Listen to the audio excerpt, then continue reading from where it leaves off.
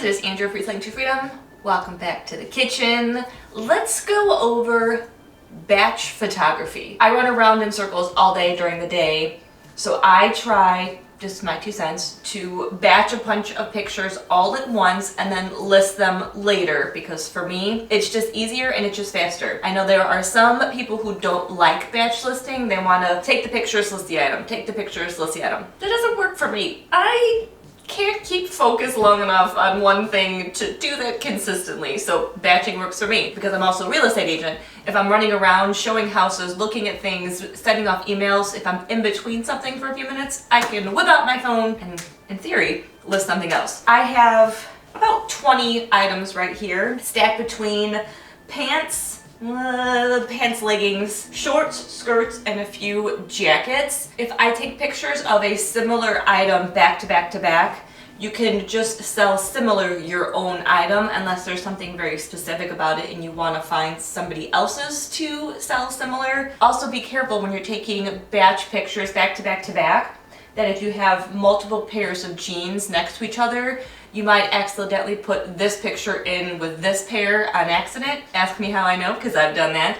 So sometimes I will take pictures of a pair of jeans, take a picture of like a white countertop. That way I know it's the end of one item and the beginning of the next one. If I'm really crunched for time and I have things kind of separated and sorted, personal preference, I like to list women's blouses back to back because they're usually faster to take pictures of, or shorts and skirts.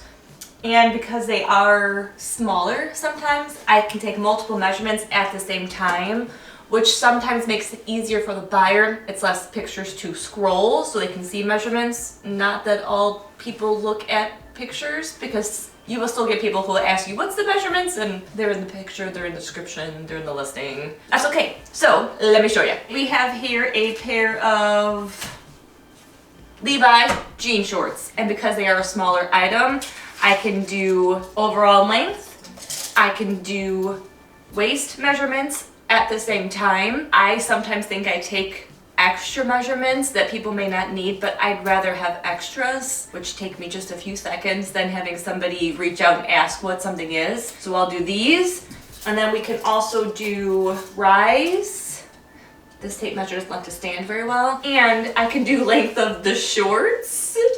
However, in this case, it's a solid 1.5 inches. So sometimes I'll have to just prop everything up very quickly and then quickly snap a picture. Another fun trick I do while taking pictures, I will change the setting on my phone to 1:1 instead of the full screen, because when I crop it to take out anything that's in the background, to me it just shows up easier. Now you iPhone users, I don't know how those work, but on Android I change it to 1:1. Now this is going to be today's stack. I shouldn't have to run around anywhere else today. It is currently noon. I might have to go out for two more stops. So I'd like to get through all of these today. Jason actually is going to be home late, so I'm hoping I can also list all of these. I've got lofty goals today. I have half a bin already full of listed items. I have another empty one right on top of it, and behind there is a very full kitchen chair of dresses.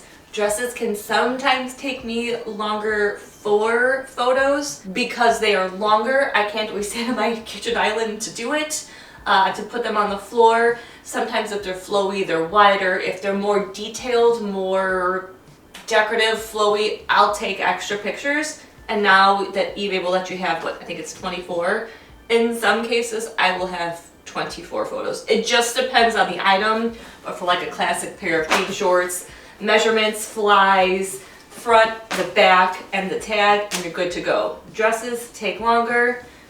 Don't think I'm going to be doing any of those today. My 2 cents, I think the eBay algorithm, if there is such a thing, likes variety. So listing pair of jeans after jeans after jeans, is it going to do you any harm? Absolutely not. I sometimes think that eBay wants to see multiple different things. So sometimes after I batch a bunch of pictures, I will randomly pick different things to list if I'm just listing over and over and over.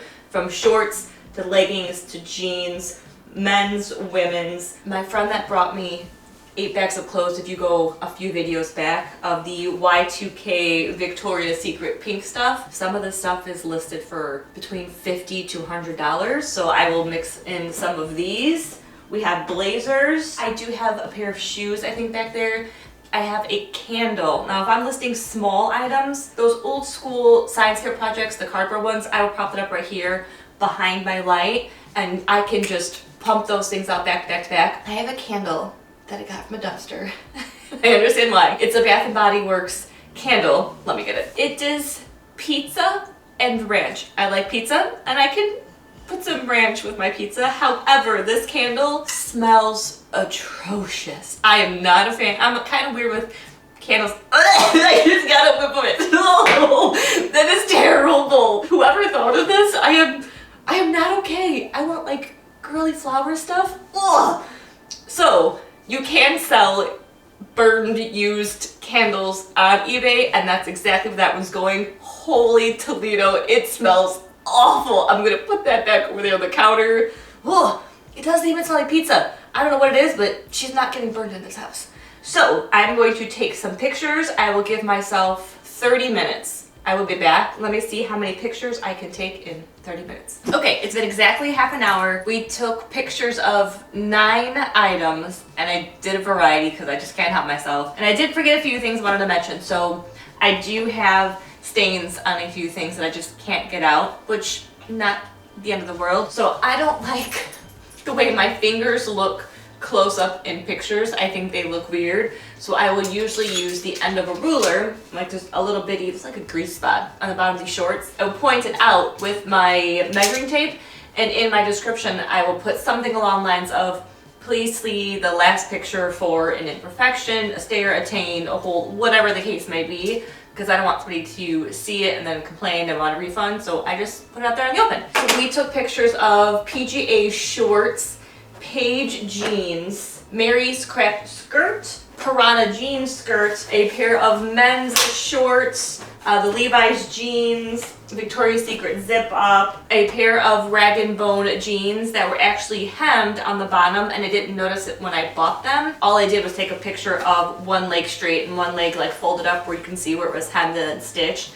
And I put the same thing in the description, like previously hemmed, please see measurements, something like that. An Arc & Co jacket from a few weeks ago that I still kind of want to keep, but I am not. And here are all the pictures that I took from the last half an hour. And my phone is at 25%, so we're gonna take a break and let her charge for a little bit and put these in there. Sometimes I will start the drafts on my phone and then switch to the computer just because sometimes that is faster. It just depends on where I'm going and what I'm doing, but as long as you get things listed, who cares what device you're using? This baby needs a little break. So that is it for this time, guys. We are slowly making our way through the eBay death pile / spare bedroom. So thanks for coming along. You know what to do. Like, comment, subscribe, and I will catch you in the next one.